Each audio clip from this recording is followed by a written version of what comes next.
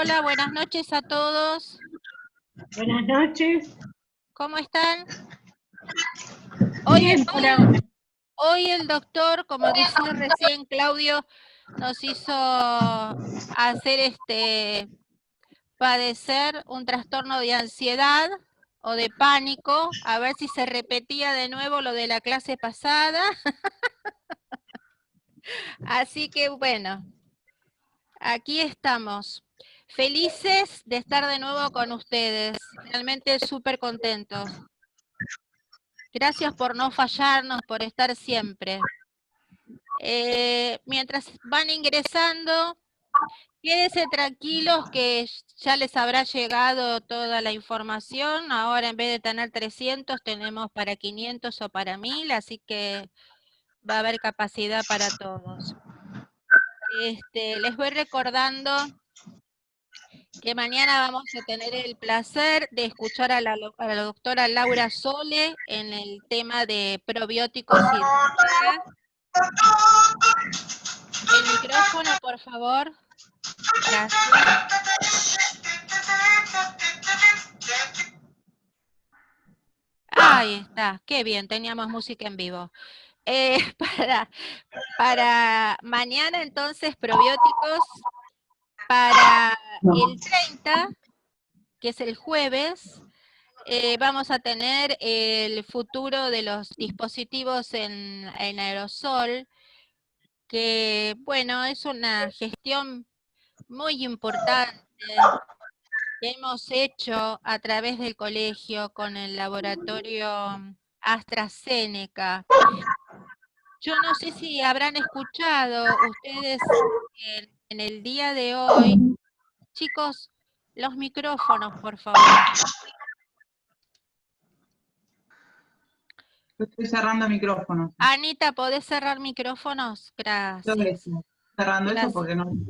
Gracias, Ana. Gracias, te agradezco. Claudio, si la podés ayudar, ¿podés, Ani? Sí. Gracias. Bueno, les decía que no sé si habrán escuchado, vieron que el tema este es con AstraZeneca, el del futuro de los dispositivos en aerosol.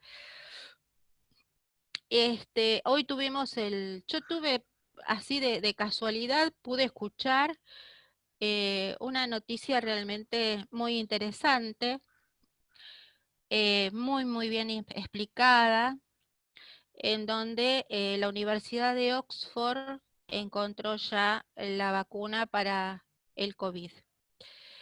Ahora resulta que, según ellos, se necesitan, por cálculo, más de 1.000 millones de vacunas. Y ellos están imposibilitados, no les da para poder hacer todo eso. Por lo tanto, vamos a tener a la gente de AstraZeneca que se ofreció para ayudarlos en forma totalmente gratuita. Y eso realmente es muy reconfortante porque seguramente vamos a estar al tanto de muchas cosas. Lo que ellos tienen planeado, lógicamente, como se está repitiendo el COVID en muchas ciudades de distintos países, es vacunar primero con la mitad de dosis que se van a necesitar en el hemisferio norte. Por lo tanto, la otra mitad vendría para este lado recién en los meses de marzo o abril. Así que más o menos los tendríamos acá para el año que viene, la vacuna, si Dios quiere. Después a la vez siguen las investigaciones sobre este mismo tema en nuestro país con BioNTech y el laboratorio Pfizer, que realmente BioNTech está ayudando a Pfizer, y Pfizer no deja de trabajar justamente en el ensayo clínico para ver si se consigue otro tipo de vacuna y si se puede replicar, porque también todo esto es una experiencia y en todos lados están pidiendo gente que quiera hacer un poquito de conejito de India, pero bueno, es así como surgen surgen después el saneamiento de toda la población. Pero me parece que dentro de todo es una muy buena noticia que me encanta darles. Les quería comentar que en el mes de agosto recién se va a sumar nuevamente a sus conferencias. El día 11 de agosto, el doctor Alonso, recuerden que el 4 no hay conferencia, y va a dar el tema de gastritis. O sea que recuerden, el 4 de agosto no, pasamos directamente al 11, y recuerden también que el doctor suspendió por otras actividades que tenía ya programadas el día 1 de septiembre, y lo pasamos al día 8 y 15. ¿Mm?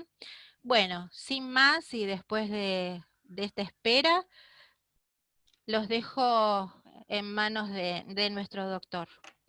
Doctor Alonso, somos todos suyos. Adelante, por favor, bienvenido. Muchísimas gracias por estar.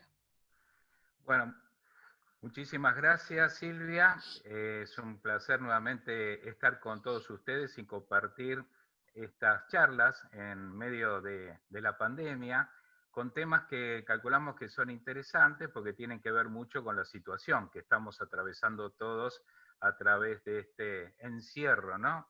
Que a veces parece hasta cavernícola, pero bueno, es lo que hay. Lo que vamos a ver entonces tiene que ver con trastornos de ansiedad, temas de insomnio, el tema de depresión y pánico, que son quizás las 4 vertientes más importantes que están transitando las personas en estos momentos. La siguiente, por favor, Silvia.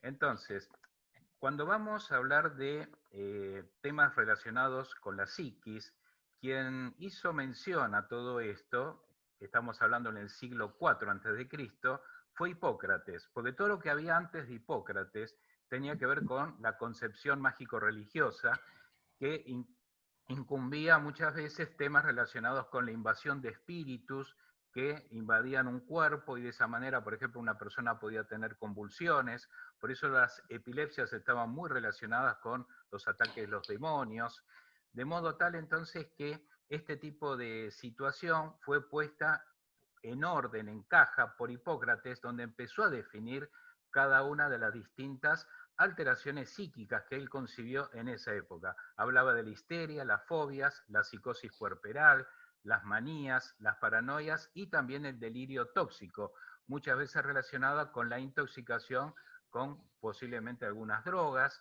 Ya se hablaba de cannabis en esa época como mecanismo de intoxicación, o también con intoxicación producida por algunos elementos relacionados con hongos, que eran muy fáciles también de generar toxicidad. La siguiente, por favor. En la concepción hipocrática, él hablaba de que existían 4 situaciones relacionadas con los humores. Los humores, hablamos de humor en la época hipocrática, que estaba referido a las secreciones. Entonces la secreción de sangre, la secreción de bilis, la secreción de flema, todo eso tenía que ver justamente con comportamientos emocionales. Fue así entonces que teníamos el temperamento sanguíneo, el temperamento colérico, el melancólico, que era relacionado con las depresiones, y el flemático, como era aquel que le resbala todo, ¿no es cierto? Y cada uno tenía que ver con situaciones de los distintos órganos. El flemático con el árbol respiratorio, el melancólico tenía que ver con el hígado. Recordemos que la palabra melancolía viene del griego, melanos colis, que significaba hígado negro. Simbolizaba un hígado tóxico, ¿no? No es que se ponía negro el hígado, pero un hígado tóxico llevaba a la depresión, según Hipócrates. Y el colérico tenía que ver justamente con la bilis, y el sanguíneo con la sangre precisamente. La siguiente, por favor. Vemos entonces que con el correr del tiempo, y acá nos vamos a situar en la Edad Media, el tema de la investigación de los fenómenos psíquicos fue vedado por la Iglesia en esa época. La Iglesia empezó a excluir a la psiquiatría que empezaba a gestarse con los primeros médicos que se iban formando, todavía no había demasiadas facultades hasta ese momento. Tardó en aparecer en el sur de Italia, fíjense, las primeras universidades, como en Salerno, por ejemplo, luego en Montpellier, en Francia, pero todo lo que se iba investigando quedó excluido, porque se entendía que aquellos que estudiaban los fenómenos psíquicos estaban relacionados con el demonio, de manera tal entonces que ellos, los sacerdotes, curas, la iglesia, en ese momento denominó demonología al estudio de las enfermedades mentales. La siguiente. Lógicamente, las personas que sucumbían con enfermedades mentales muchas veces eran quemadas en la hoguera, producto de lo que se todavía concebía que eran invasiones de espíritus malignos. La iglesia todavía concebía eso que era muy anticuado, justamente que tenía que ver con invasiones de espíritus. Por eso el Malleus Maleficarum, conocido como el martillo de las brujas, fue una suerte de decreto con anuencia del Papa y con la anuencia de los reyes, que eran quienes comandaban un poco los gobiernos en entonces. De esa manera, entonces, se iniciaba la famosa Casa de Brujas, que se trasladó luego al territorio americano con la llegada de los europeos. Se aconsejaba encadenar a los enfermos, se admitía la tortura, la cremación, la quema de las personas que, según la Iglesia, estaban relacionadas con los espíritus malignos. La siguiente. Fue así entonces que cuando llega a territorio americano, ahí empieza entonces a gestarse la situación relacionada con la quema de nuestros indígenas, precisamente. Llegamos a Europa y en 1656, en Francia, empiezan a aparecer los primeros asilos.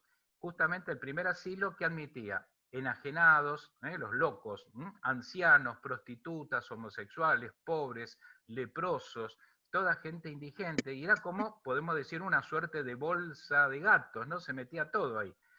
¿Y cuáles eran los tratamientos? Bueno, purgantes, eméticos, sangrías, que hasta se hacía con escorpiones, fíjense la locura de entonces, torturas y encadenamiento. La tortura era un método que utilizaba mucho la iglesia para que la persona confiese que estaba en arreglos con el demonio, producto justamente de su enfermedad mental. La siguiente. Vamos viendo entonces algunos hechos históricos que tienen que ver con el desarrollo de la psiquiatría, fundamentalmente. En 1576, ahí se animó Felix Platter, hizo el primer tratado de enfermedades mentales. Todavía no estaba demasiado admitido el hecho de estudiar las enfermedades mentales porque todavía seguía siendo demonología. Sin embargo, él se animó y sacó justamente un tratado al respecto. Fíjense el tiempo que pasó, 1800, para que se deje de Silvia. Perdón, saltó. Para que se Ahí deje está, de ¿no? encadenar, sí, para que se deje de encadenar a los enajenados o a las personas que estaban en estos asilos. Henruth en 1845 describe la enfermedad psicosomática. Por primera vez se habla de que existen fenómenos sintomáticos que están relacionados con la mente, ¿no? Los fenómenos psicosomáticos. 1850 se empieza a describir las primeras enajenaciones o locuras producto de el hashish. Justamente el hashish, que deriva de la marihuana, tenía altísimas concentraciones de THC. 1858, Walter Dendy inicia la psicoterapia, mucho tiempo antes de Freud, ¿no? Psicoterapia.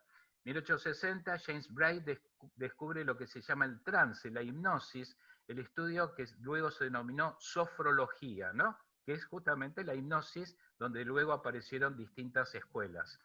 Ahí sí, en 1900 aparece Sigmund Freud con el psicoanálisis, un paso adelante de lo que era la psicoterapia que había iniciado Walter Dendy. En 1912 se introduce el fenobarbital en epilepsia, tenía que ver justamente con un remedio que podía contener estas convulsiones, donde no había demasiado. Por ejemplo, se usaba hasta ese momento la valeriana. En 1920, Adler, el famoso de los quesitos Adler, ¿no? Seguramente algunos conocerán los quesitos famosos. Bueno, él hizo una empresa que tenía que ver con alimentos y empezó a hablar de la calidad de vida. Vieron que hoy se usa mucho ese término, calidad de vida. Bueno, es un término que data de 1920. 1935 se descubren un poco las anfetaminas para tratamiento de la depresión, debido al efecto vigorizante, energizante que tenían, pero con el tiempo se dieron cuenta que las anfetaminas llevaban a la depresión precisamente. 1960, Pearl inicia la terapia gestáltica y en 1980 se pone de moda la terapia cognitiva conductual, que fue muy importante en el desarrollo y en la evolución de la psicología y los estudios mentales. La siguiente, por favor. Entonces, en la historia de los medicamentos, fíjense, hasta 1853, en 1853 aparecen las sales de bromuro, que es un poco la primera camada de productos químicos que empiezan a utilizarse en fenómenos mentales. Hasta antes de eso se utilizaban algunos alcaloides que provenían de plantas medicinales. 1901 a 1910, pasaron 50 años para que apareciera, fíjense, el hidrato de cloral, el uretano, el sulfonal, los primitivos remedios para la psiquis. 1912, como le dijimos, fenobarbital, fenobarbital, que era la era de los barbitúricos, y en algún momento, quizás quienes me escucharon en alguna de las charlas, en época donde podíamos reunirnos todos, el barbitúrico fue un ensayo que hizo un médico y tenía que ensayar lo que había descubierto con una paciente. Como no tenía pacientes, le dijo a su secretaria, vení que te tengo que probar esto. La secretaria, como tenía que acatar, si no, no le pagaba, le dio la pastillita, funcionó, se durmió, después se despertó, no hubo ningún problema, perfecto. Vamos a ponerle un nombre a esto, y como la secretaria se llamaba Bárbara, le pusieron entonces barbitúricos, ¿no? A toda esa familia. Bueno, 1918 aparece la valeriana nuevamente, o sea, la valeriana hablaba ya Galeno, siglo I después de Cristo, para convulsiones y epilepsia. Sin embargo, la valeriana se reposiciona en los traumas de guerra, habida cuenta de que había finalizado la Primera Guerra Mundial. Fíjense el tiempo que pasó hasta que aparece la mefenecina, el primer relajante muscular, 1950, y en 1960 aparece una gran familia, que fue la familia de las benzodiazepinas. El clordiazepóxido, que fue el Librium, el primer producto antes del Valium, ¿no? El Valium apareció 3 años después. Y fíjense, el año 1964, ya ahí teníamos el clonazepam, que ahora lo tenemos de recontramoda. El clonazepam realmente ya tiene varios añitos en el mercado, pero hoy tiene posicionamiento sobre todo en ataques de pánico, en el insomnio también. 1987 aparece el Prozac, la fluoxetina, y finalmente en 1990 el alprazolam con los trastornos de ansiedad y también para conciliar el sueño. La siguiente, por favor. Entonces, esta es una breve historia, pero fíjense que también existían cosas que eran admitidas por la propia industria farmacéutica, las propias autoridades sanitarias. Los jarabes para la tos, para los chicos, fíjense lo que tenían: cannabis, belenio negro, que era una de las plantas usadas por las brujas en la Edad Media, y fíjense a la derecha, ahí tienen el famoso vino Mariani, que estaba hecho con vino y cocaína, que era el que tomaba justamente el Papa León XIII. Claro, el Papa León XIII siempre lo veíamos contento, en todos los afiches aparecía siempre sonriente. Y fíjense, su felicidad, la felicidad del Papa, dice un poco el aviso, tenía que ver con este tipo de producto. La siguiente. Vemos también la cocaína, cómo se impuso, por ejemplo, en pastas dentales que se aplicaban sobre las muelas cariadas para aliviar el dolor, y también se aplicaba en shampoos y lociones capilares para hacer crecer el pelo. Así que vean toda la parafernalia de aplicaciones que tenía. La siguiente. Vamos a ver, por ejemplo, los laboratorios Bayer había sacado el famoso jarabe de heroína para los chicos. La tos desaparece, sí, desaparecía. Y fíjense a la derecha, el chico realmente busca y busca la botellita de heroína. Claro, ¿cómo no iba a buscar la botellita de heroína si estaba ya totalmente adicto, ¿no? Luego esto se dejó de usar, como decimos siempre, cuando a los chicos se le iba la tos, pero decían, mamá, ¿qué hacen esos elefantes verdes volando? Ahí se dieron cuenta de que algo estaba pasando con estos productos. Finalmente, hacia la década del 30, del 40, empezaron a ya sacarlos estos productos del mercado. La siguiente. Vemos entonces que los productos para los síntomas mentales, sobre todo los trastornos nerviosos, hoy generan la primera causa de adicción. Atención con esto, porque quienes somos médicos, farmacéuticos, estamos empeñados en combatir el abuso de drogas, pero estas son las drogas más prescriptas, más que la cocaína, que la marihuana, que el LSD, o sea que somos los profesionales de la salud los principales responsables de las adicciones en los pacientes. La siguiente. Por favor, los micrófonos, si son tan amables, Sí. por favor, por favor. Sí, hay que hacerlo, Ana Julia, me parece que hay que hacerlos callar. A ver, por favor, Ana Julia, si sos tan amable. Estoy buscando a ver quién lo tiene abierto. Claro, por favor. Hay una opción para cerrarlos todos, ¿eh? Sí, sí, Vamos los a tiene hacerlo todo, cerrados. Sí, sí. Bueno, Bueno, Bueno, vamos. hágale silencio a todos. seguimos. ahora de eso tengo que esperar hasta... Sí, Silenciar a todos. nosotros también estamos esperando.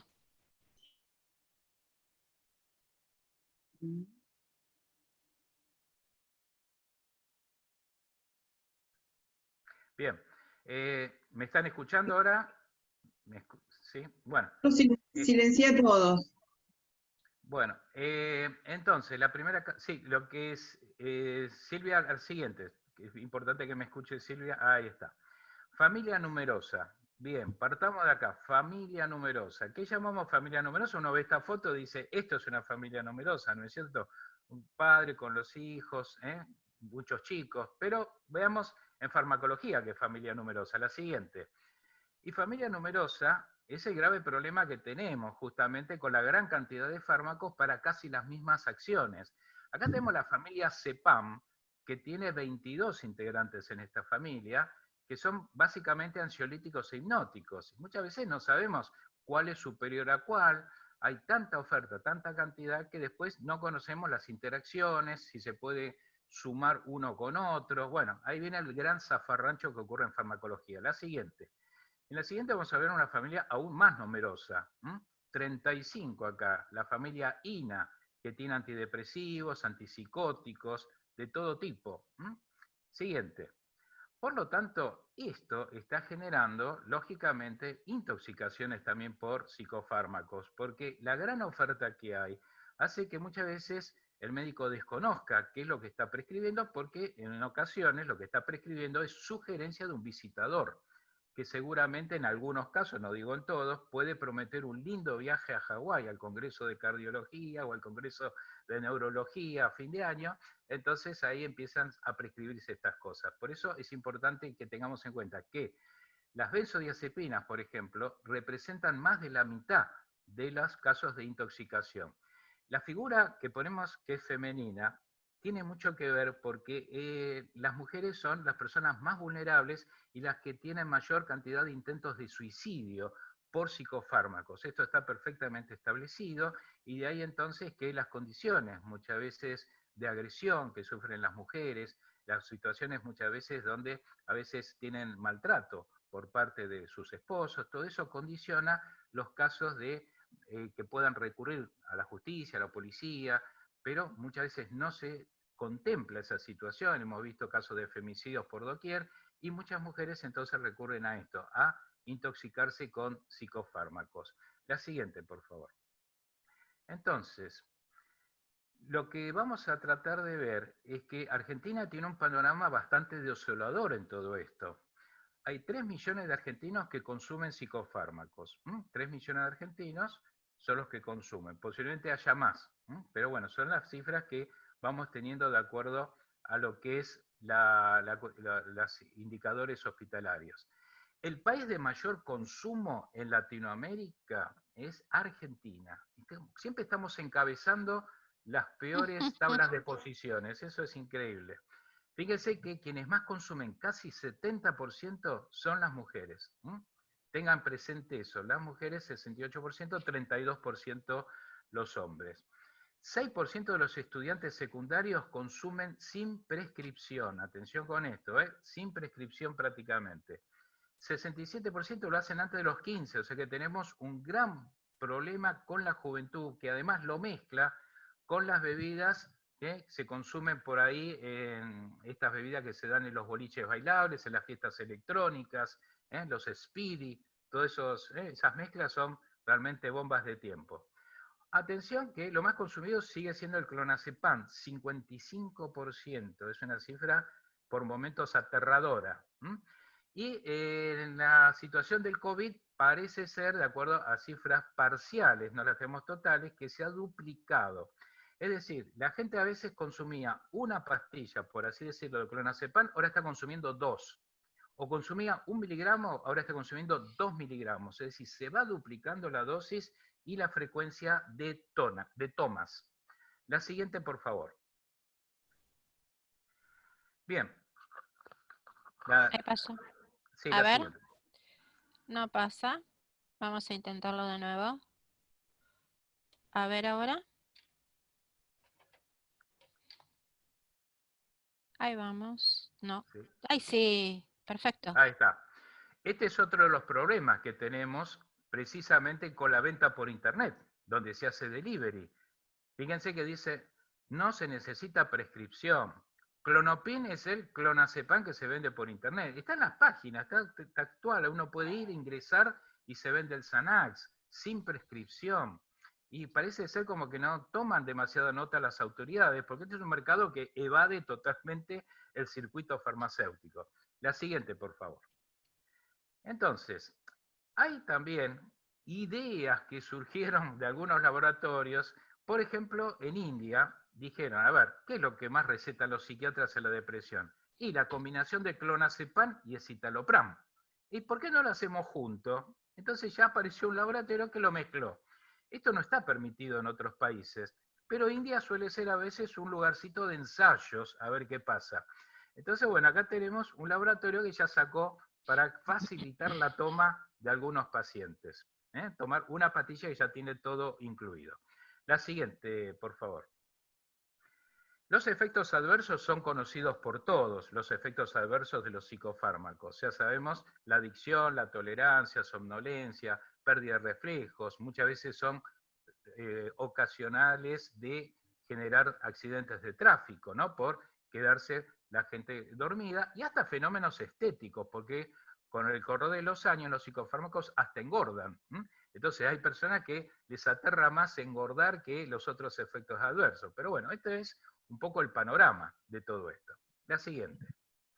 Por lo tanto, vamos a ir viendo que en los trastornos de ansiedad, la siguiente, son los trastornos que más requieren psicofármacos. La ansiedad la podemos dividir en 4 clases, ¿no? Trastornos obsesivo-compulsivos, los fóbicos sociales, los trastornos de ansiedad generalizado, los trastornos de pánico.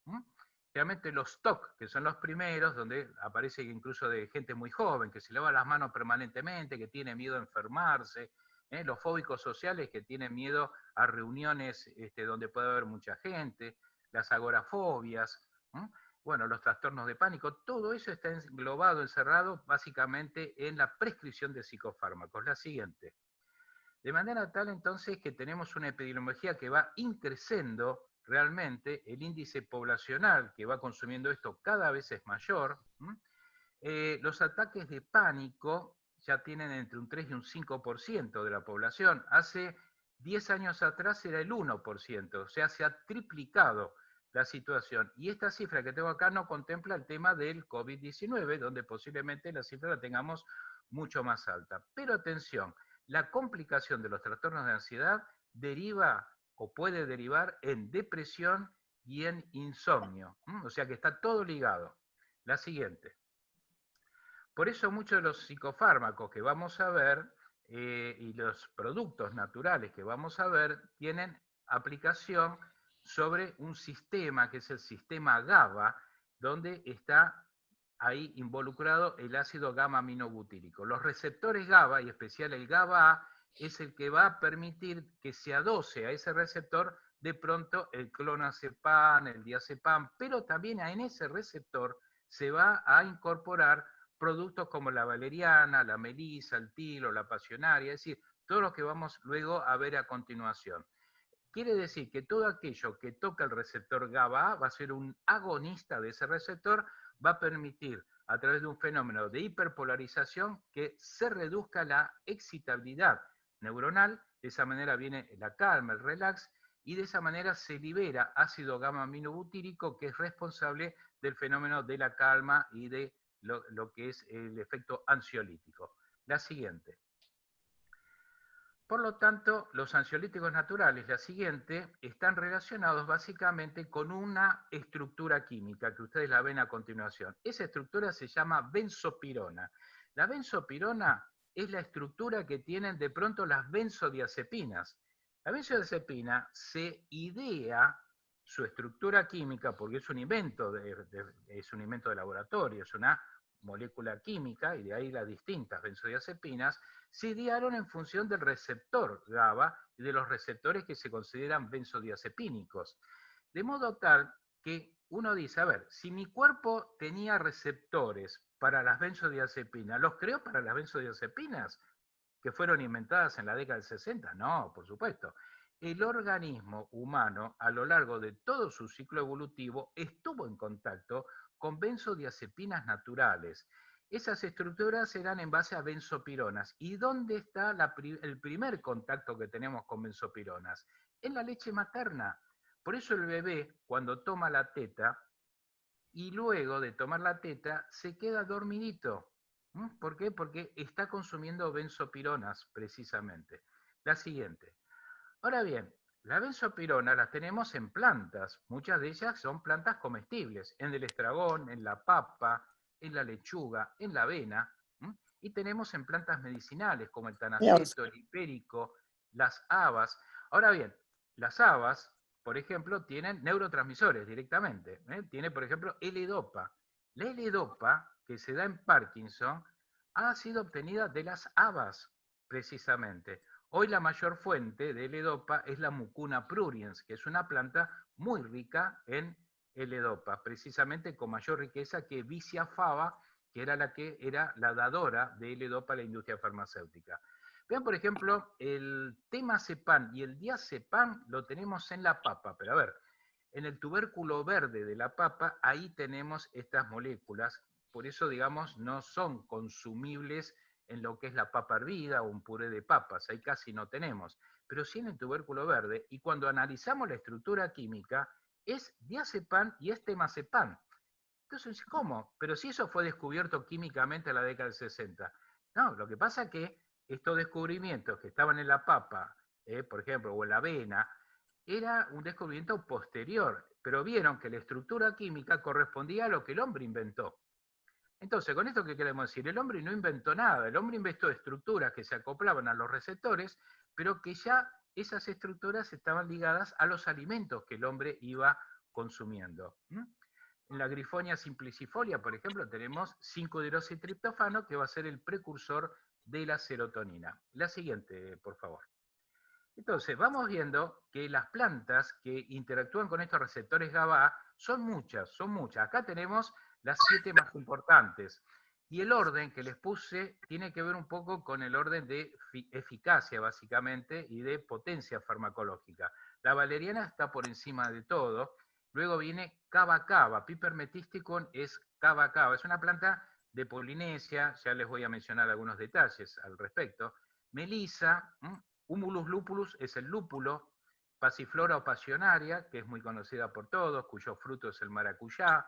Citrus aureanthum es el naranjo amargo. De la corteza del naranjo amargo se obtienen estos principios activos. Y finalmente del tilo, que también tiene efectos sedativos. Hay más, lógicamente. La siguiente, por favor. Entonces, uno preguntará, ¿cuál es entonces la diferencia entre la droga química, diazepam, y estas, si usted está diciendo que actúan en el mismo receptor? Bueno, vamos a ver que hay distintas formas de actuar sobre un receptor. Uno puede actuar ocupándolo totalmente al receptor. Al ocuparlo totalmente, el efecto es totipotencial. Por lo tanto, lo que es la potencia farmacológica es muy grande. De esa manera vamos a entender que un diazepam va a tener mayor eficacia y potencia farmacológica que una valeriana. ¿Por qué? Porque la valeriana apenas toca distintas partes del receptor GABA. Estaciona su auto, pero es una gran cochera donde vas a estacionar un fitito. Pero estacionaste el fitito, no hay problema. El otro es un camión que ingresa y ocupa casi toda la cochera, es un camión con acoplado y por eso el efecto es mayor. Pero atención, esto que parece muchas veces algo a favor del producto químico, no lo es tanto en función de las situaciones donde vamos a aplicar los productos. Vamos a suponer, tuve un problema X en el trabajo, vine nervioso, discutí con el jefe, por decir algo, discutí en casa con mi suegra, por decir algo. Siempre tiene la razón la suegra, hay que reconocer. Pero bueno, en este caso, uno discutió. ¿Qué pasó? Uno está nervioso. Ahora, te vas a meter ya de por sí un ansiolítico químico que sabes que con el tiempo te puede generar adicción, dependencias, tolerancias, etcétera, si se puede solucionar con algo que pueda abarcar una situación más trivial. Entonces, el asunto es no alquilar un problema futuro a un paciente con un producto químico en situaciones que no ameritan una prescripción de psicofármacos. Lamentablemente, la gente tiene problemas nerviosos e inmediatamente recurre a la receta. Y los médicos ahí son bastante culpables porque ya inmediatamente, como hoy la atención médica es casi sacarse de encima al paciente, se sacan de encima al paciente porque hay, en una hora el médico tiene que atender varios pacientes de la obra social, entonces, y ni que hablar cuando el paciente le dice, Silvia, ¿tocaste algo? Sí, seguí. Bueno, ni que hablar cuando el paciente dice, por ejemplo, mire, mi esposa, por decir, o mi tío, está tomando clonazepam, ¿usted no me haría el favorcito de darme una recetita? Después Bueno, se va. y ahí entonces tenemos el problema de siempre, que empiezan a multiplicarse este tipo de recetas. Ahora bien, con la valeriana, por decir algo, o la pasionaria o el tilo, no hay fenómenos de sobredosis. Por ejemplo, el margen terapéutico con los productos naturales es muy amplio. En cambio, es más estrecho con los productos químicos. Si uno se toma 30 clonazepam de 1 o 2 miligramos, te lo tomas todo, y al otro día te moriste, estás tocando el arpa con San Pedro. Te tomaste 30 valerianas de golpe, y a lo sumo dormiste 10 horas, 12 horas, y después te despertás. No pasa nada. Entonces, esto es importante también que se sepa. Los fenómenos que tienen que ver con la ventana terapéutica de cada producto. Ahora bien, a veces ustedes verán que las presentaciones de los productos naturales involucran no solamente una planta, sino a lo mejor 2 o 3. Es muy común la asociación valeriana, melisa, tilo, ¿no es cierto? Bueno, ¿por qué se hace eso? Se hace eso en función de poder sinergizar las actividades de cada una de las plantas para lograr acercarse un poco al diazepam o al clonazepam. Nunca lo logran tampoco. Vamos a ponerle un rango de 1 a 10, 10 a diazepam. Yo con la valeriana tengo 2 puntos. Si le sumo melisa, tengo 3, y si le sumo tilo o pasionaria, tengo 4. Es decir, nunca llego a 10. Pero a veces logro un porcentaje de calma, de ansiedad, que no necesita la totipotencialidad del que ocupó totalmente el receptor. Esto entonces es lo que yo quiero que quede claro, ¿no es cierto? Ahora bien, los productos que son naturales muchas veces no requieren receta, no engordan, nadie va a engordar con la valeriana ni con la pasionaria, eso es importante, y no alteran los reflejos. Uno puede manejar, lógicamente no te tomes 20 comprimidos de valeriana, pero estamos con las dosis normales, no va a pasar absolutamente nada. La siguiente, por favor. Entonces,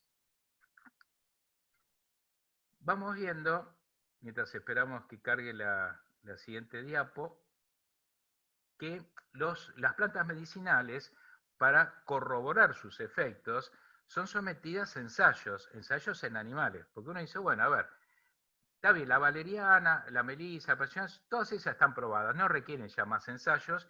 Incluso la OMS, la Organización Mundial de la Salud, ya tiene, por así decirlo, estipulado que hay plantas que no requieren ensayos clínicos. Nadie tiene que hacer ensayo con valeriana, pues ya se sabe, ya lo mencionó Hipócrates, lo mencionó Galeno, toda la vida sirvió como ansiolítica, con mejorar, facilitar el sueño. Pero no necesita saber, el cedrón lo tengo como digestivo. Hoy, gracias a los ensayos clínicos que se hicieron, el cedrón es otra planta muy buena para los trastornos de ansiedad, para trastornos incluso hasta de depresiones leves, pero son sometidas entonces a estos ensayos. Por ejemplo, el test de nado forzado.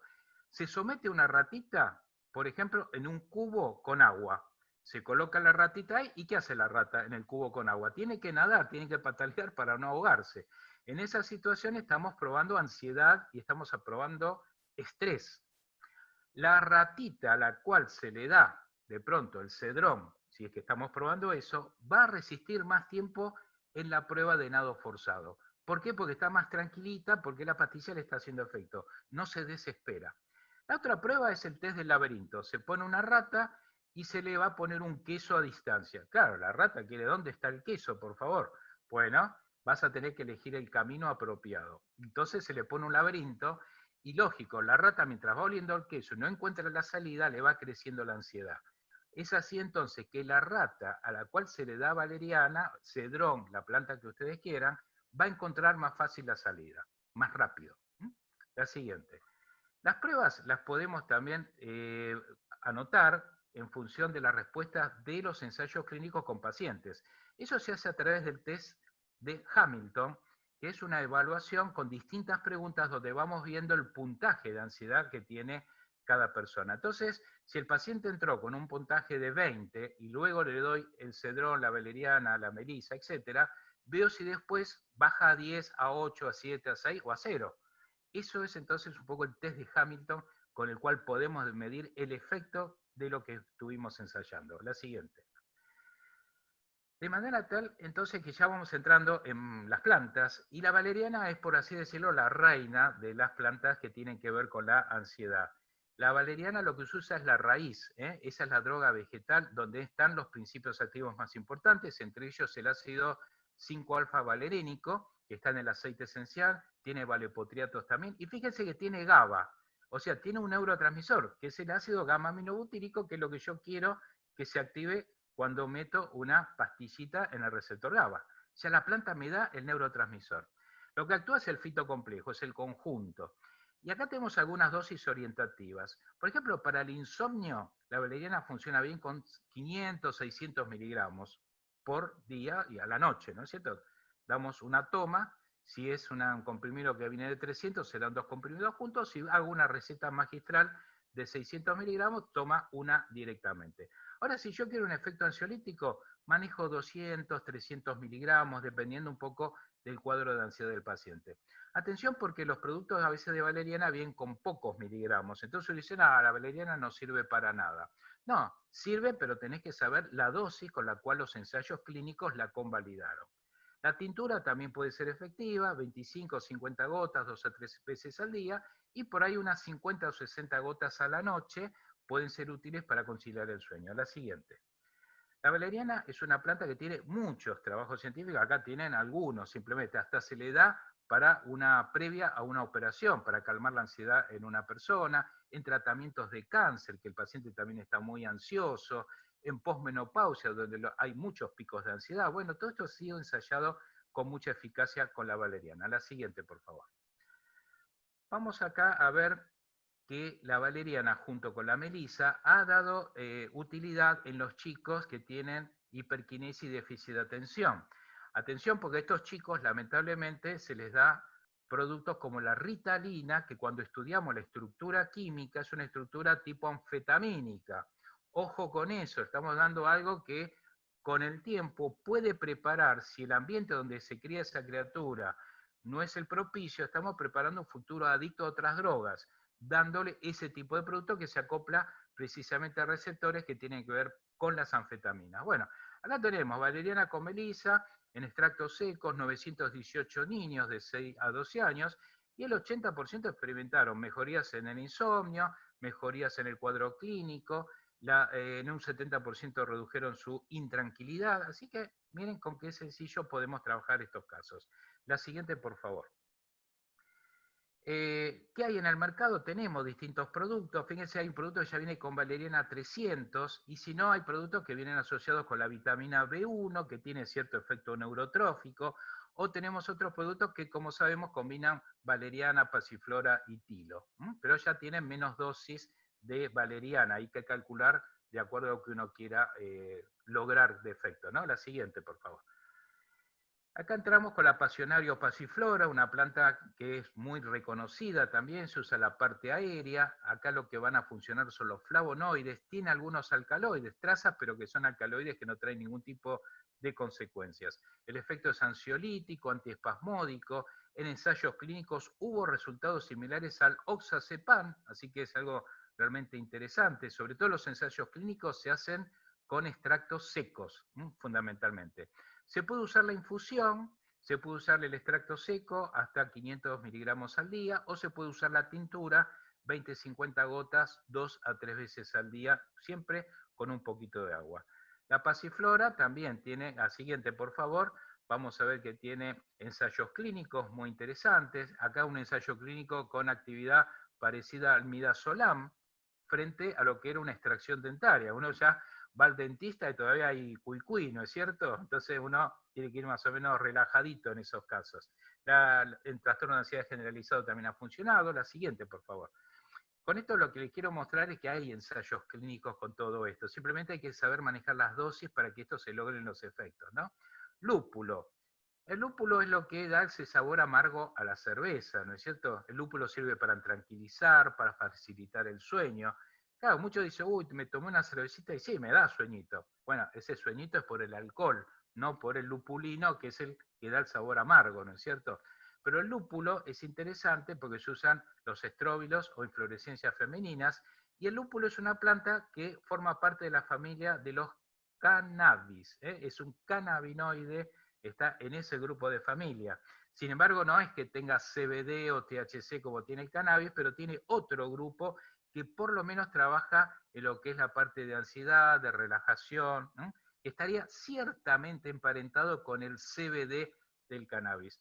El lúpulo hoy lo podemos consumir en tintura fundamentalmente, lo podemos asociar a la valeriana, al tilo, a la melisa, a la pasionaria, lo podemos tomar en infusión también, aunque es amarguito, no es algo demasiado agradable. La siguiente. El lúpulo también tiene ensayos clínicos en situaciones de estrés, de ansiedad, de depresión. O sea, el lúpulo con valeriana también ha dado resultados bastante buenos en conciliar el sueño. Es una buena asociación, valeriana-lúpulo, en lo que es sueño, fundamentalmente. La siguiente, por favor. El naranjo amargo es muy reconocido, también muy bueno, sin embargo se utiliza poco. Yo lo empleo bastante, la corteza de naranjo amargo. Lo que se usa es esa parte que tiene que ver con la corteza, ¿no? De los frutos, que es lo que tiene sustancias amargas, que son flavonoides un poco amargos. Tiene efecto antioxidante, sedante, y de la cáscara de la naranja se obtuvieron otras sustancias que han sido útiles, por ejemplo, en cáncer de próstata, en el control del apetito. El naranjo amargo se puede utilizar en infusión de las flores, se puede agregar algo que mejore un poquito la calidad del gusto para que no sea demasiado amargo. Algunos lo asocian con menta, por ejemplo, para darle un saborcito más exquisito, ¿no? O melisa, que es un poquito más suave y más dulzona. Se puede usar la decocción de la cáscara, y si no, a veces la cáscara la colocamos en las bebidas, ¿no es cierto? Es muy común, ahí no tiene tanto efecto, pero bueno, son las costumbres que a veces tenemos. Si no, la tintura, no vamos a conseguir comprimidos de naranjo amargo, pero sí la tintura se consigue y es bastante efectiva. También esta tintura se puede asociar, mientras pasamos a la siguiente, se puede asociar con valeriana, etc. ¿Hay trabajos con esta? Sí, también. Trabajos como ansiolítica, por ejemplo, pacientes con cáncer, ¿no? Como una leucemia mieloide crónica, en preoperatorios, realmente en colonoscopía, también, todos los que son pacientes que es la primera vez que van a hacer un estudio de este tipo y antes de darle un clonazepam, le damos esto que le va a funcionar perfectamente. La siguiente, por favor. El cava cava, esta es de Polinesia, habíamos mencionado, es muy común cuando uno va a Polinesia, que es recibido con la guirnalda de flores y con una bebida que está hecha en base a cava cava. Es una bebida de cordialidad para los turistas, pero que forma parte de todos los ceremoniales allí. La gente se va a casar y bebe cava cava. Se va a mudar, bebe cava cava. Lo que se usa es el rizoma, en este caso, como droga vegetal. Ahí tenemos cavapironas que son muy efectivas para control de sedación, ¿no es cierto?, de inflamación también, es anticonvulsivante, tiene varias aplicaciones. Uno de los problemas fue que se asoció en un momento con hepatotoxicidad. Hubo 50 casos de hepatotoxicidad muy importantes, estamos hablando de fines de la década del 90, donde hubo de 50 casos 49 muertes, que se dijeron era por el cava cava, porque la gente estaba tomando cava cava. Cuando analizaron qué era lo que había en la cajita, lo que había en la cajita era un adulterante que era justamente la aristoloquia. Era un producto chino que en vez de ponerle cava cava le pusieron aristoloquia. ¿Qué es lo que tiene la aristoloquia? Ácido aristolóquico, que es hepatofulminante terrible.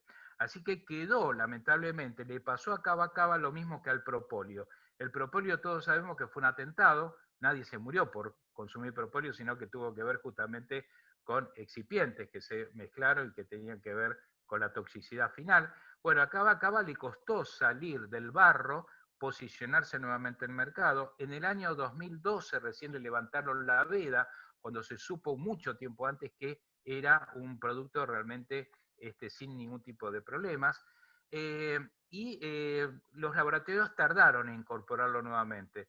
Todo esto sucedió justamente en un momento donde cava cava se estaba posicionando muy fuerte dentro del grupo de los ansiolíticos y estaba escalando posiciones cercanas al alprazolam. A veces uno no quiere decir nada, pero a veces en estas conspiraciones no sea cosa que le haya pasado este tipo de problema. La siguiente. Cava cava tiene varios estudios también, se empezaron a hacer a partir del 2012 que se levantó la veda, empezaron nuevamente los estudios. La siguiente. Y acá pasamos a la melisa, una planta también muy justamente utilizada, la melisa officinalis. Esta planta tiene una sola contraindicación, que es el hipotiroidismo de Hashimoto y el hipotiroidismo convencional, porque el consumo puede reducir la secreción de T3 y T4. Entonces, simplemente recomendamos no consumir pacientes hipotiroides melisa. Es sedante, espasmolítica, antiviral, en cremitas, la melisa en crema es excelente para las aftas, los herpes labiales, excelente realmente, y no se usa mucho con ese fin. Se puede usar de la melisa infusiones y tintura. La tintura también, unos 30, 40 gotas, 2 a 3 veces al día en un poquito de agua. La siguiente, por favor. La melisa también en los trastornos emocionales de los ciclos menstruales en adolescentes. Acá tenemos un ensayo clínico donde se dio extracto seco 600 miligramos, 2 veces al día, o sea, hasta 1,2 gramos diarios, y mejoró notablemente las crisis de ansiedad y todos los trastornos emocionales que ocurren durante esa etapa. Acá tenemos un ensayo clínico muy interesante. La siguiente. Como tenemos acá también varios trabajos relacionados con el estrés, desórdenes en el sueño. La siguiente, por favor. Habíamos visto, además recuerden, la asociación de melisa con valeriana para los chicos con trastornos de atención e hiperquinesia.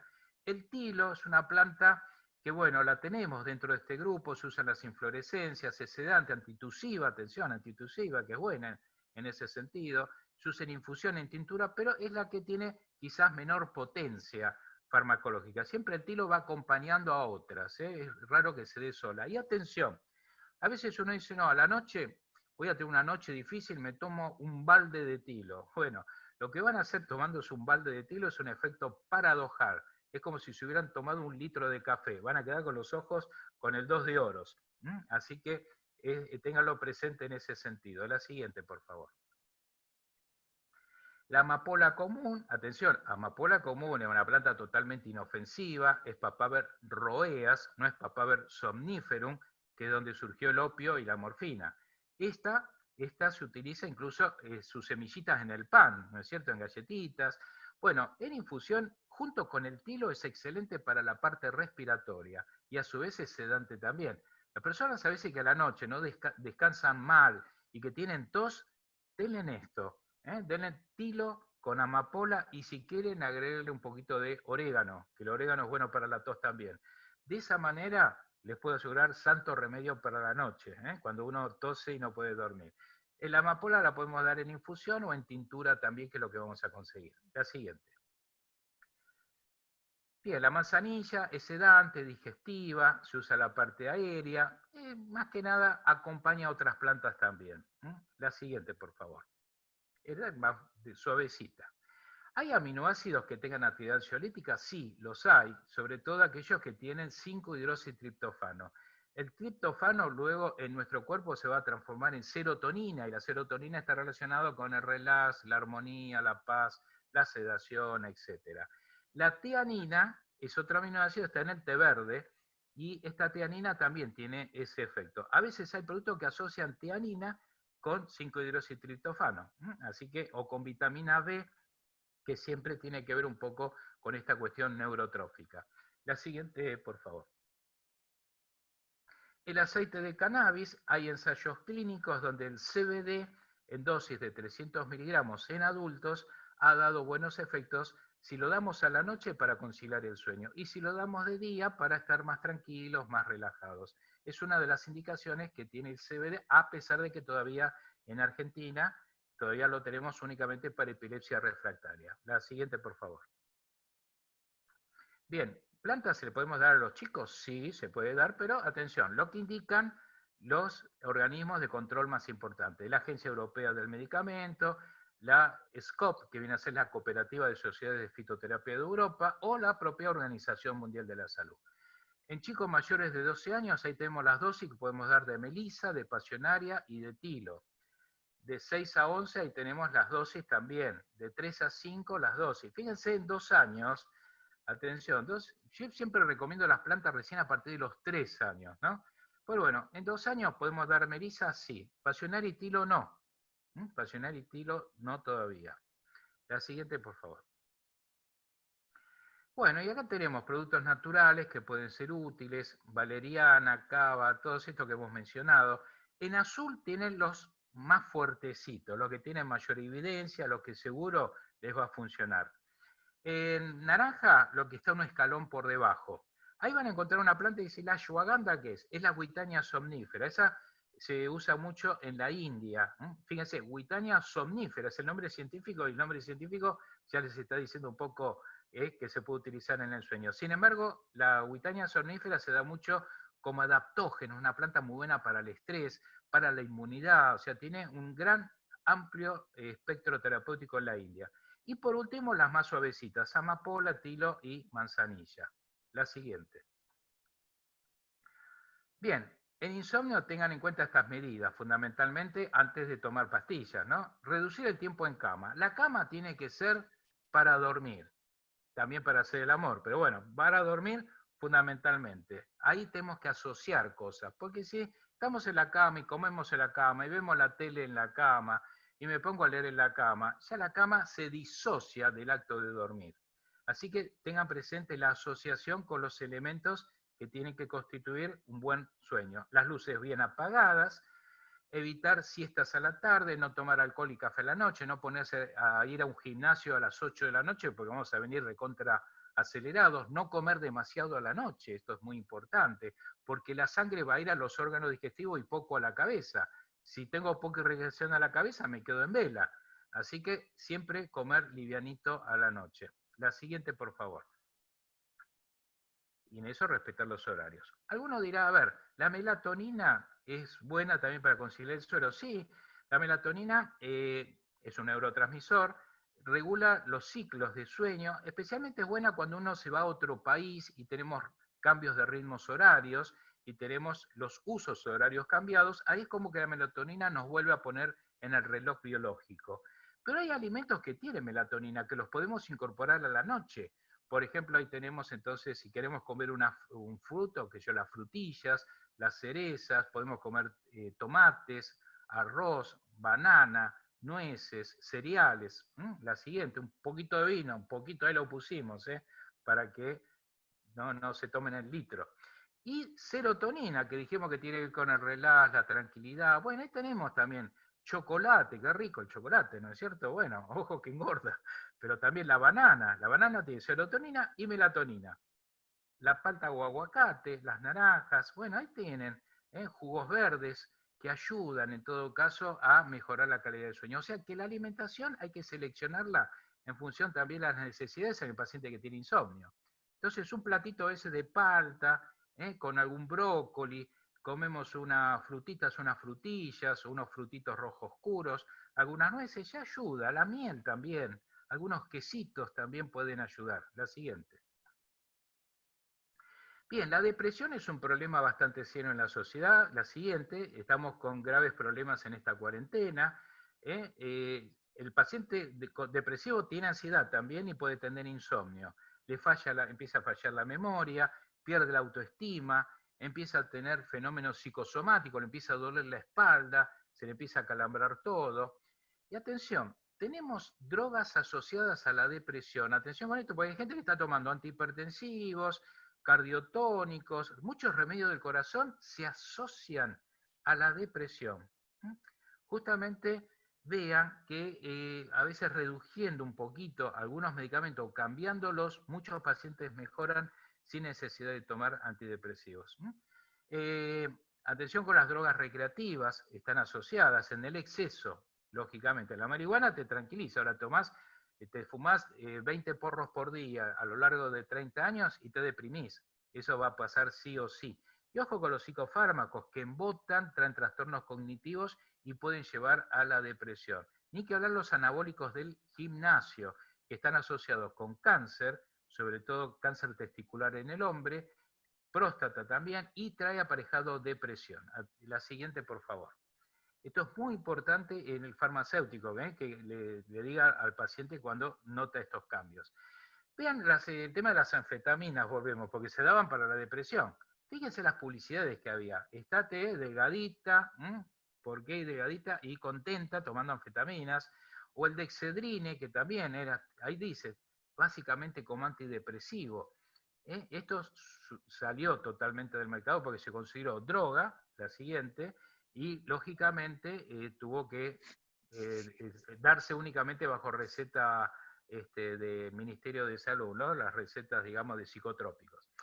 Hipericum perforatum es la planta que tenemos para la depresión, la hierba de San Juan. La siguiente, es una planta que crece en Eurasia, es de Europa y el norte de Asia, a pesar que en Argentina tenemos una variedad que es el Hipericum conatum, no el perforatum. El conatum es muy parecido, lo usamos más que nada para el hígado y para trastornos nerviosos también aquí. Pero bueno, el Hipericum perforatum es el que está en Eurasia. La siguiente. ¿Qué es lo que hace el hipérico? Actúa como antidepresivo a través de un conjunto de principios activos. Son generalmente la hipiricina, la hiperforina, la mentoflavona. Es el conjunto de estos principios activos lo que va a actuar. Y es en base a algunos de estos principios activos donde aparece la estandarización del hipérico. La siguiente. ¿Cómo actúa? Mejora la biodisponibilidad de los neurotransmisores. ¿En dónde? En el espacio intersináptico. Entonces, mejora de que haya mayor concentración de serotonina, de noradrenalina, de dopamina, que es a veces lo que está faltando en el paciente depresivo. La siguiente. ¿Y cómo lo hace? Y tenemos lo que llamamos el efecto ecualizador musical. ¿Por qué?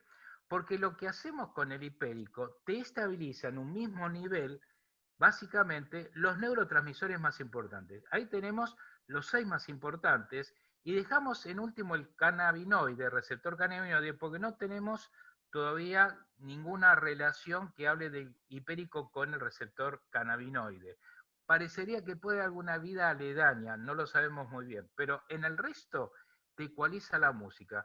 A veces, ¿qué te pasa? Tenés la serotonina bajo, es como que tenés bajos los tonos agudos, bueno, subís.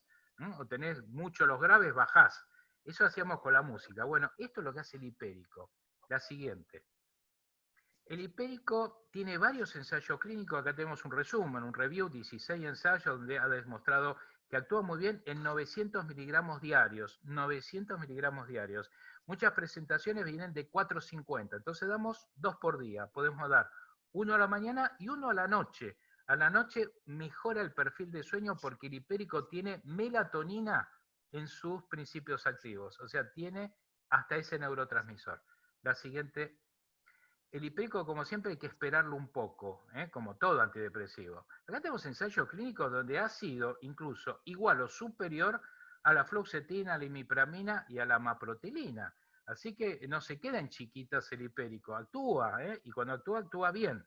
La siguiente. El problema del hipérico es que se ha posicionado en depresiones leves a moderadas, el humor depresivo. Hay gente que por ahí no es depresiva, pero decimos, es el tipo, y perdonen la expresión, ¿no? El mala leche, el tipo que está siempre enojado, que no podemos decir es depresivo, pero siempre está con la cara amargada, ¿no es cierto? Bueno, ese es parahipérico también. Y atención porque mejora la parte cognitiva del hipérico. Ojo que esto es muy interesante porque a diferencia de los psicofármacos que enturbian y empeoran la parte cognitiva, la mejora, ¿eh? Y no altera el sueño, que esto es importante porque a veces un antidepresivo lo diste a la noche, el tipo se quedó despierto. La siguiente.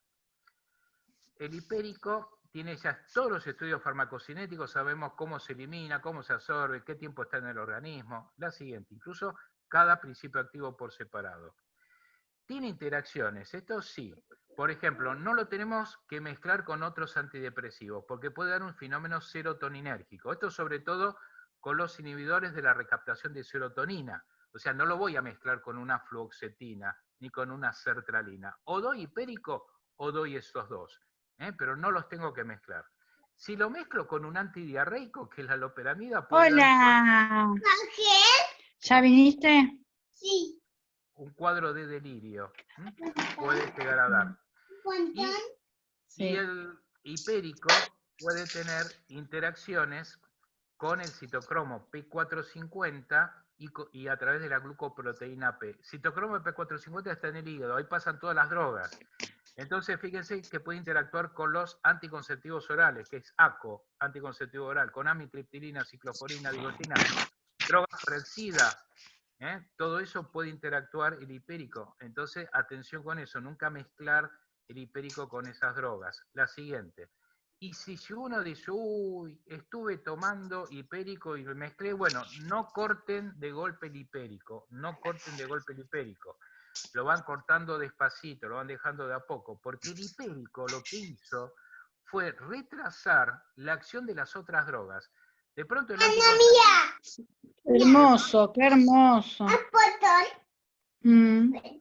El antidepresivo generalmente va a bloquear la acción de las otras drogas, por ejemplo, un hipoglucemiante. Ponelo, ya lo vi. Hay un micrófono, por favor, que está prendido. Bueno, entonces, la siguiente, por favor. Probióticos. Los probióticos también son muy buenos.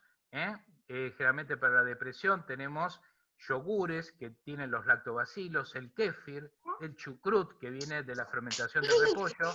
Tenemos cápsulas con lactobacilos y tenemos líquidos que vienen con lactobacilos. La siguiente, por favor. Tenemos acá ensayos clínicos con los probióticos en base justamente al rol que tiene la microbiota. ¿Por qué? ¿Cómo actúa el probiótico? Va a actuar en el colon dando nuevas bacterias buenas, y las bacterias buenas se van a encargar con las células enterocromafines a generar serotonina, recordando que el 85% de la producción de serotonina está en el colon. Por eso hablamos del segundo cerebro. El colon es el segundo cerebro porque es la base de la serotonina. La siguiente, por favor. Bien, otras técnicas también que podemos acompañar, mindfulness, la siguiente, tenemos muchas evidencias. La siguiente. A ver si pasa, tenemos también el yoga, tai chi, qigong, etc. Acá entramos en pánico. El pánico, y esa es la última parte de la charla, acá tenemos el famoso grito de Munch. A ver, por favor, la persona que dijo estoy estudiando, que cierre el micrófono porque se escucha la criatura. Se escucha la criatura. Por favor. Bueno, la siguiente, por favor. Lo que hay que diferenciar, estas situaciones, por ejemplo, esto no es pánico. Uno dice, entré en pánico. Acá, por ejemplo, ¿vieron cuando estalló el Napalm? Salen los chicos corriendo, esta famosa foto, ¿no es cierto?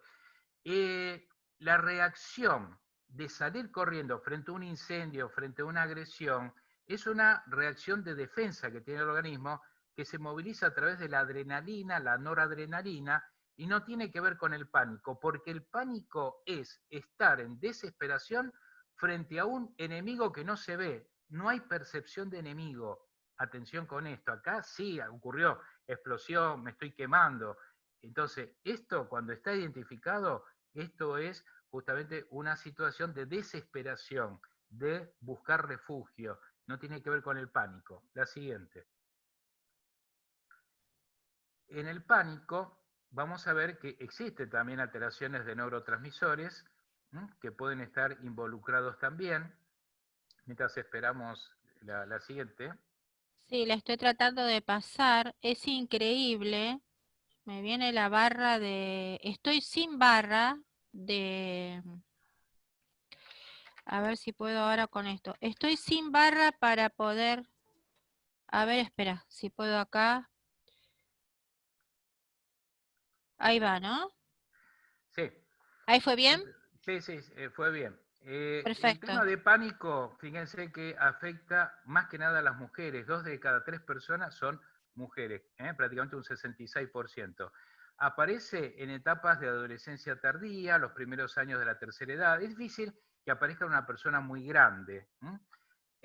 ¿Puede asociarse a otras patologías? Sí, se puede asociar a depresión y puede ser una complicación la depresión y hasta puede ser también un problema que pueda derivar hasta en el suicidio o en el alcoholismo. Entonces, ojo con las situaciones de pánico que no hay que soslayarlas.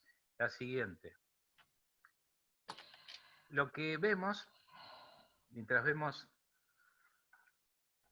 la siguiente, que acá tenemos entonces, frente a un estímulo que a lo mejor, yo estoy al lado de una persona con pánico. La persona de pánico está percibiendo que hay un peligro. Yo no lo percibo, porque yo digo, no, yo estoy tranquilito, estamos caminando por la calle, no pasa nada. La persona de pánico ya sintió el estímulo, empieza a percibir la amenaza, empieza a corporizar la amenaza, empieza a temblar las piernas, empieza a morderse los dedos, empieza a hiperventilar, entonces empieza a cambiar su mecanismo gaseoso pulmonar. De ahí que le tengamos que dar la bolsita para que empiece nuevamente a aspirar anhídrido carbónico. Y de esa manera, si no recurre a la bolsita, sigue a través de la hiperventilación el ataque de pánico, que ya viene en el estallido. La siguiente. Es importante tener en cuenta que no dura una eternidad el pánico, pero es una eternidad para quien lo padece. El promedio son 10 minutos.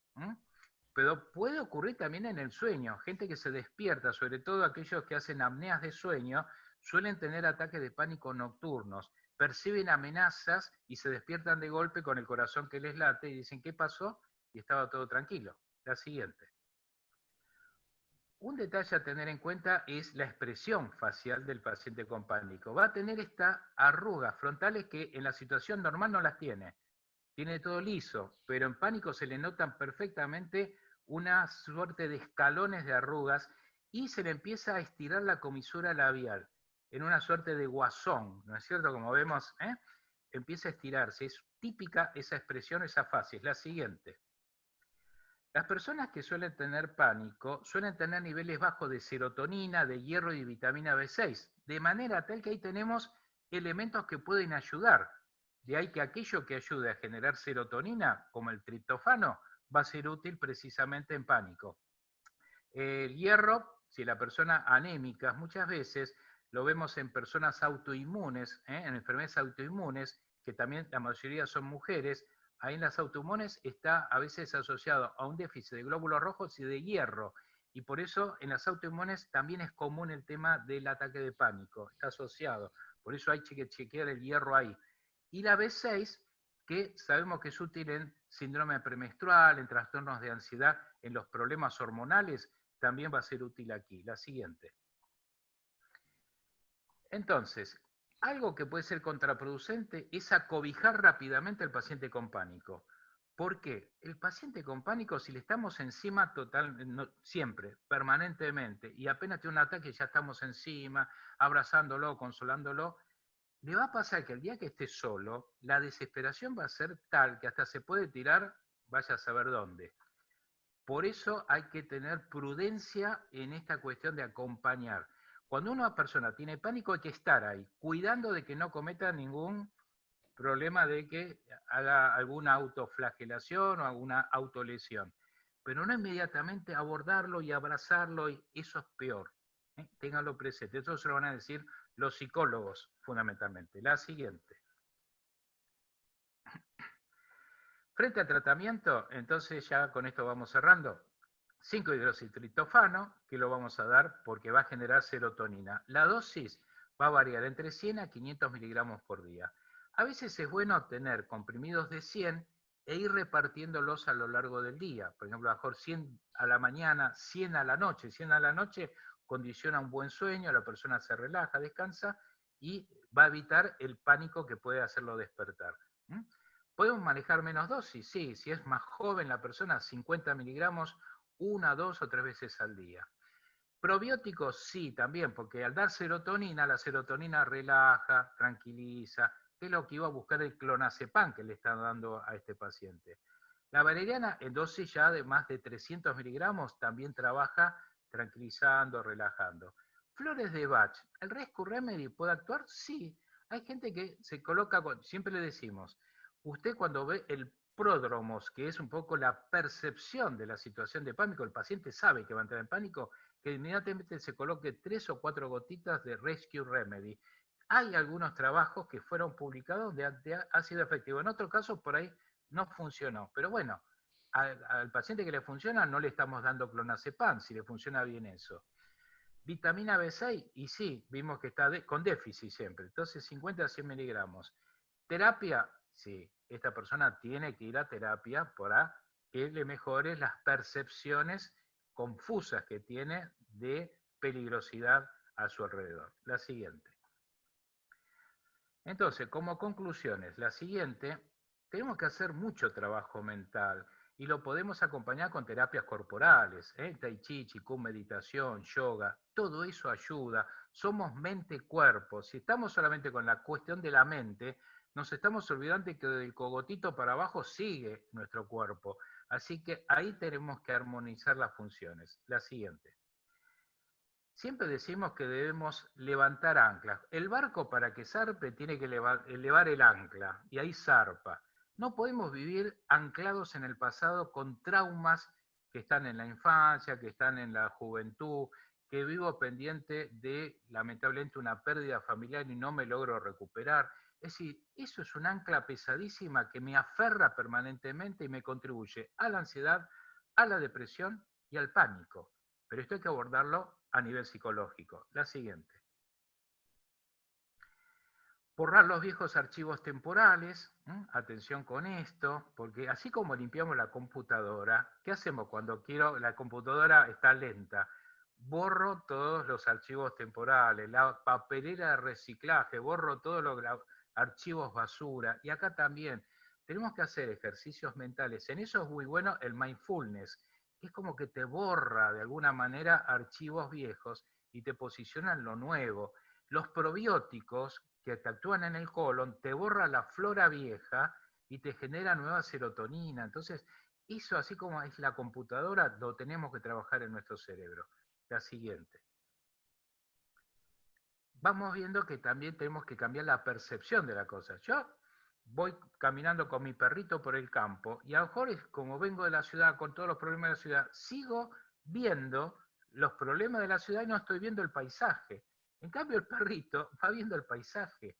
Entonces tenemos que hacer ese tipo de cambio. Cuando estoy en un ámbito que ya no es el ámbito del problema, tengo que salirme y vivir la nueva situación de disfrutar lo que me está ofreciendo la naturaleza, los cambios que voy logrando.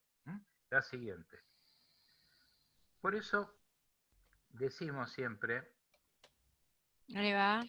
ahí viene, ahí está, más Platón y menos Prozac, ¿no es cierto? Más Platón y menos Prozac. Es decir, tenemos que empezar entonces a no pensar en psicofármacos para solucionar todo, sino que tenemos que empezar a pensar en cambiar actitudes de vida, la alimentación, la actividad física, y si tengo que recurrir a algún fármaco, voy a tratar de utilizar los productos naturales que me van a sacar de apuro. Ahora atención, en esto no tenemos que ser fundamentalistas. Hay gente que requiere psicofármacos sí o sí, ni que hablar los psicóticos, los esquizofrénicos, no lo podemos tratar a veces con productos naturales, a veces hay que usar drogas más fuertes. Una persona con tendencias suicidas muy marcadas, hay que trabajar con antidepresivos fuertes, porque no puedo llevarlo a algo liviano.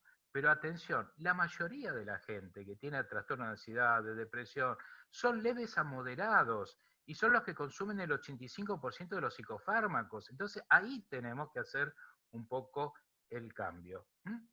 Bueno, la siguiente tiene que ver con los avisos, como decimos, parroquiales, que tiene que ver con el 5 de septiembre estamos iniciando los cursos a distancia, simplemente para que sepan que todas estas cosas podemos ir también profundizándolas a través de los distintos cursos que tenemos.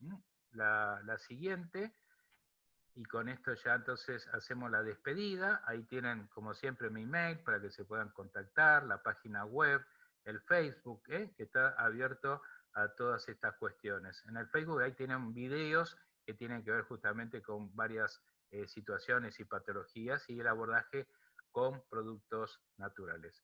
Como siempre entonces, Silvita y no sé, Ana Julia, les dejo como anfitrionas y que puedan manejar el tema de las preguntas que quiera hacer la gente, que hagan las preguntas por chat, para que no se sientan los micrófonos y podamos responder. Exactamente, así lo haremos por chat. Hoy hemos tenido bastante. Tenía acá uno muy temprano, a las 8, ay, a ver si lo encuentro, 8:59, acá. Decía Noelia, a las 8:59. ¿El comienzo del efecto de las benzo es el mismo que el de los naturales, doctor? Bueno, las benzodiazepinas, al ocupar totalmente el receptor benzodiazepínico, tiene un efecto más marcado, más importante desde el punto de vista de potencia y más rápido. Las benzodiazepinas es como que van encontrándole cada huequito. Tengo que estacionar varios fititos para ocupar el receptor, yendo a ese ejemplo que les di. En cambio, el Valium entró con el camión y acoplado y ocupó todo el espacio del estacionamiento. Genial. Bueno, felicitaciones, agradecimientos. Yo tuve muchos en el medio, se me cortaba a mí porque yo iba contestando y se me iba cortando porque decían que no se escuchaba. Y a veces se olvidan de levantar ellos mismos el nivel Del volumen, claro. del porque el volumen de la computadora y entonces, bueno, Claro. nos tenemos que inscribir, sí, hay que inscribirse. Un gusto.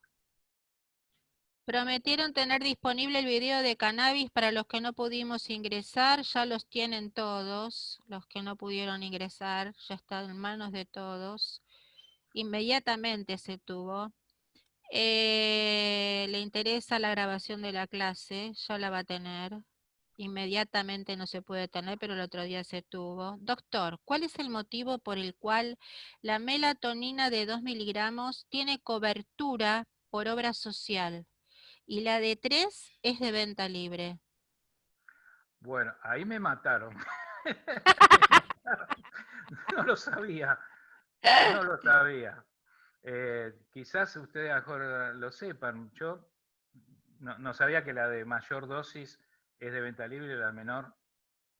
Yo sé que incluso hay una presentación de venta libre que tiene Sí. Asociada a plantas también. Sí. Ay, Pero bueno. sí. Pero bueno, a veces yo le diría que me parece que son acuerdos que de golpe algún laboratorio le convendrá tenerla, Sí, uno para como entrar. venta libre y el otro como venta bajo receta, ¿no?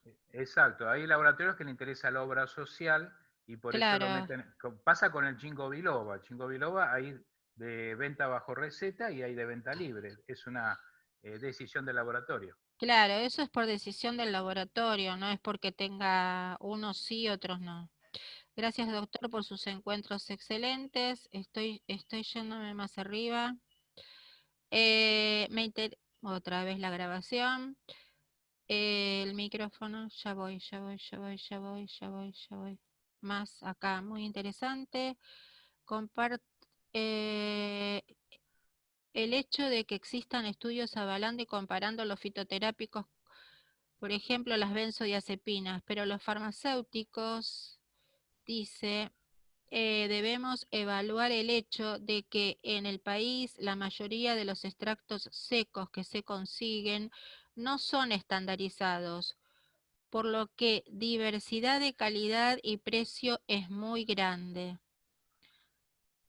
Bueno, esto en realidad es más que nada, ¿no? Sería deseable a futuro apuntar a exigencias en la calidad, lo que seguramente, bueno, no sé, se irá a lograr esto en algún momento, no sé qué decirles. Me parece que acá habla sobre la cultura de fitoterápicos, más que nada, y que lamentablemente lo que ya sabemos que nosotros no lo tenemos, ¿no? No Sí, tenemos esa cultura. Yo lo que sé que hay extractos secos que venden proveedores a las farmacias que vienen con una titulación, por ejemplo 5.1, 10.1, por ahí no viene estandarizado totalmente, pero a veces pasa que es difícil, a lo mejor la melisa que venga estandarizada, porque no tiene un componente patrón como le pasa a la valeriana. La valeriana es muy difícil estandarizarla porque no sabemos si lo que actúa es el 5-alfa valeriánico o si es el valepotriato. Entonces, directamente no vienen, pero viene la titulación 5.1, 10.1 que me asegura por lo menos una eficacia. Claro, bueno, ahí estaríamos. ¿Hay algún símil, doctor, natural que pueda tener actividad similar a la pregabalina en la Ansiólisis. ansiólisis? No veo, inmediata. Sí, sí. Bueno, lo que puede ser es una combinación, a veces de 5-hidroxitriptofano y valeriana, por ejemplo, puede ser una buena combinación para evitar la pregabalina. Ah, bien. ¿Por qué la valeriana se sacó de venta libre? Bueno, no sé, Misterios. eso yo tampoco sé decirlo. Eso realmente, bueno, acá se disculpan porque se retiran. ¿Cuál es el título del libro que mostró el final, doctor? Se llama Más Platón y Menos Prozac, de Más Marinov. Platón y menos Platón. Sí, claro. Sí. Un amigo toma fluoxetina y clonazepam como antidepresivos y usted dijo durante la charla que que tenían efectos depresivos.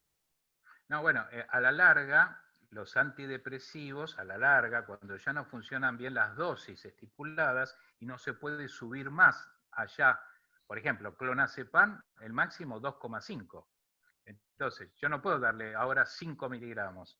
Entonces, llega un punto de que si sigo aumentando y no mejora el paciente, llego al fenómeno justamente de paradojal, por así decirlo. Lo que era antidepresivo termina deprimiéndolo más. No es lo más Ajá, habitual, no es lo más habitual, pero sucede. sí. Estaba viendo, bueno, también siguen preguntando sobre algunos otros productos. Eso ya es más difícil contestar. Sí. Volvemos de nuevo más sobre lo mismo. Sí, ahí preguntaron por Eh, la aromaterapia, que puede servir en algunos, aromaterapia, puede el servir en hipérico algunos casos. el hipérico en pacientes polimedicados. Están preguntando Sí. acá. Y Muy no es atinado bueno, mencionar el potencial del hipérico con las interacciones, ¿no? claro, claro, tiene muchas interacciones, así que hay que evitar justamente de que el paciente, si está polimedicado, evitar el hipérico. Ahora, si el paciente no tiene medicación o está tomando un ibuprofeno, por decir un digestivo, no va a pasar nada, ahí no hay casi interacción, ¿eh? Seguro. Mirta dice, ¿podemos tomar hipericum con atorvastatina? No, No. interacción. Y también hablan que por qué no la melisa, bueno, se dio la causa de que la melisa no se puede tomar con, si se tiene tiroides, pero Claro, hipotiroidismo, pero bueno, claro. están preguntando por qué. Porque, bueno, lo dije, porque inhibe la secreción de T3 y T4 de las hormonas tiroides. De las hormonas. ¿Puede ser que la valeriana dé dolor de cabeza, doctor? No he tenido ese problema. Perfecto. Ay, ¿cómo asegurar que los productos de venta libre tienen los extractos correctos, doctor? Eso Controlados perfectamente y estandarizados. es sencillo. Justamente el producto, si está aprobado por ANMAT y por la autoridad sanitaria, tiene un RNE, un RNP, quiere decir que pasó los filtros porque tiene que presentar en la formulación y el ANMAT le pide lotes también para que presente, y todo lo que es el trabajo de haber hecho ese extracto, bueno, está corroborado. Así que se quede tranquilo la gente, que lo que dice el rótulo, si está aprobado por la ANMAT, es lo que hay. Bien, Doris pregunta, ¿qué tipo de probióticos recomienda? Generalmente está funcionando muy bien los lactobacilos, generalmente el K6, lactobacillus, esperen que, no, había uno que es, perdón, el Bacillus subtilis, ese se está poniendo de moda, está funcionando bien también. Que antes lo teníamos siempre como una bacteria, como el de las malas, ¿no? Pero hoy la tenemos referenciada como que es buena en ese sentido para el Lactobacillus plantarum, es otro también. ¿Mm? Así Ajá. que son los que se recomiendan. XX, ay, qué cosa, chicos, XX. ¿Por qué no se recomienda la melisa? Ah, ya está, XX. Sí. Gisela, melatonina en melatol, ¿genera adicción? No tengo referenciado que no. Por lo general, la melatonina sola es difícil que corrija una situación de insomnio, especialmente de insomnio pertinaz. La melatonina es muy buena cuando uno cruzó por así decirlo, los usos horarios, nos fuimos de Argentina a Australia, o nos vamos con 9 o 10 horas de diferencia, ahí ya perdemos un poco el ritmo biológico particular. Entonces, ahí funciona. Pero una vez que volvemos al país ya recobramos nuestro ritmo y no hay problema. Bien. ¿En qué forma, dice Doris, en qué forma farmacéutica está el hipérico, doctor? Bueno, esa es una buena pregunta porque ha desaparecido. El hipérico es muy bueno, es una de las plantas que más se vende en comprimidos en Estados Unidos, en Europa, y aquí no prendió. Miren que hubo laboratorios importantes detrás del hipérico y no lograron convencer a los psiquiatras. Tampoco lograron convencer a veces a algunos clínicos que lo podían haber recetado y algunos ginecólogos que muchas veces dan algunos sedantes en la menopausia. Es decir, parece ser sobre todo que los psiquiatras que querían la droga fuerte. A mí denme la sertralina, el escitalopram, o sea, querían eso. Entonces no les cerró, a pesar que tiene mucha evidencia, muchos ensayos clínicos y realmente bien manejado, es con muy pocos efectos adversos. De hecho, se puede eliminar hasta de golpe sin generar ningún tipo de problema en el paciente. Hasta está dicho eso, ¿no es cierto?, de que se puede dejar sin fenómenos de adicción o dependencia. Pero bueno, Como no siempre, supieron. a veces lo bueno... Doctor, Mariana pregunta, tengo entendido que cuando se toma hipérico, la persona no se puede exponer al sol. ¿Qué hay de Sí, cierto? sí, está bien lo que dice, pero esto fue una observación que se vio más que nada en animales de pastoreo que comían la plantita del hipérico, que por ahí estaba en un campo, y como estaban expuestos al sol, le salían ampollas en la piel. Eso se veía a nivel Ah, veterinario, pero a nivel humano no sucede tanto. No obstante, igual los prospectos dicen, atención, si usted va a hacer de lagarto en la playa en el verano, no tome hipérico.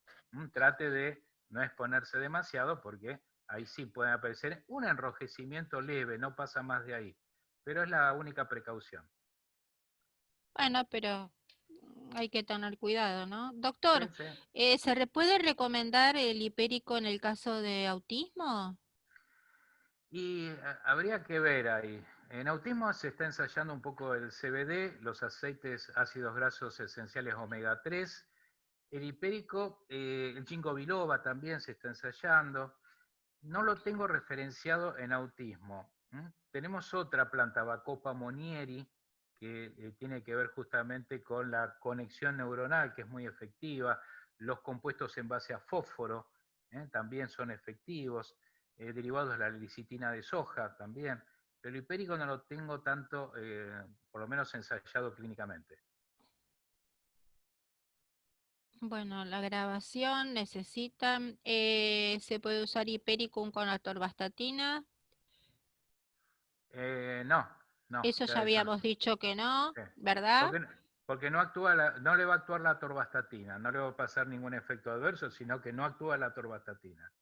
Después dicen dosis elevadas de melatonina y COVID-19. ¿Hay alguna referencia? Sí, apareció un trabajo donde parecería ser que la melatonina en dosis ya un poquito mayores, ¿no? Por arriba de los 20 miligramos, podría tener que ver con los mecanismos de anclaje que tiene el virus cuando se va a insertar en el árbol respiratorio, esa famosa ACE2, enzima convertidora de angiotensina. Entonces parecería que tendría una acción ahí. Pero por ahora son estudios preliminares, no tenemos algo en conclusión definitiva. Bueno, y después de todas las felicitaciones, la pregunta de Fanny fue la última. Bueno, Creo entonces, que hemos llegado al final. Por suerte, perfecto. gracias a todos por estar. Recuerden que el doctor nos está brindando su próxima charla, no el 4 de agosto, ¿sí? Sino el 11 de agosto. Y yo había dicho que era gastritis, ¿verdad, doctor? La Ajá, próxima charla es gastritis. si usted lo dice, será así. Bueno, un beso grande, Doc. Que Bueno, tenga gracias. una excelente disertación, un 4 de agosto maravilloso y bueno, para el 1 de septiembre falta todavía. Bueno, Gracias a gracias. todos, gracias a Chao, chao. todos. Gracias. Chao. Si nos ayudan y van cerrando, Buenas gracias a noches. todos. Buenas noches, gracias.